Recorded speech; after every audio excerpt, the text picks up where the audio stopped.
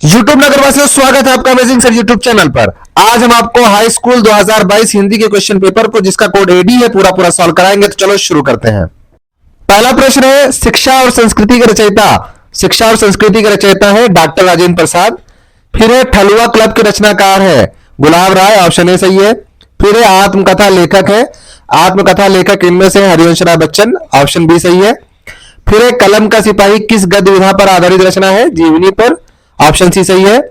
फिर है निराला की साहित्य साधना के लेखक है रामविलास शर्मा, ऑप्शन ए सही है। अगला प्रश्न है, द्विवेदी युग के कवि है, द्विवेदी युग के कवि है मैथिली शरणगुप्त जी, ऑप्शन ए सही है।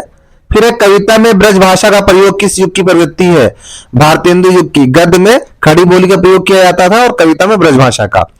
प्रयोगवादी कविता की प्रमुख विशेषता क्या है, तो इसमें ऑप्शन दिए गए हैं अति यथार्थता, विद्रोह का स्वर, बौद्धिकता की प्रधानता। उपर्युक्त सभी ये सारे ऑप्शन सही हैं। फिर रीतिकाल का समय है संवत 1700 से 1900 विक्रमी तक, ऑप्शन सी सही है। फिर रीति मुक्त कवि कौन है, आलम, ऑप्शन बी सही है। फिर शोक विकल सब रो वही रानी, रूपशील बल तेज बखानी, प्रयुक्त रस है, इसमें करुण रस का प्रयोग हुआ है, ऑप्शन बी सही है। फिर है माया दीपक नर पतंग, पंक्ति में अलंकार है, यहां पर एक रूपता बताई गई है इसलिए रूपक अलंकार है, ऑप्शन बी सही है। फिर पूछा गया है रोला के प्रत्येक चरण में मात्राएं होती हैं, 22 मात्राएं होती हैं, ऑप्शन सी सही है। फिर है अनुसरण शब्द में उपसर्ग है अनु, ऑप्शन सी सही है। फिर है युष्मद प्रतिपादिक के तृतीय एक वचन का रूप है त्वया, ऑप्शन बी सही है। फिर पूछा गया है भवानी शंकर पद में समास है, ये दोनों एक दूसरे का अपोजिट है, द्वंद्व समास है, ऑप्शन बी सही है।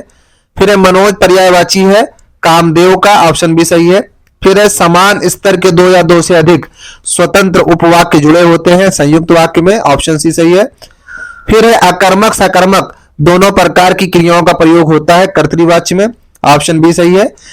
फिर है संज्ञा पदों के परिचय में बताया जाता है, क्या क्या बताया जाता है, भेद, लिंग, वचन, कारक, क्रिया से संबंध, ऑप्शन बी सही है। अब यहां पर बहुविकल्पीय प्रश्नों का खंडा समाप्त होता है और खंडवा यानी कि वर्णनात्मक प्रश्न प्रारंभ होते हैं।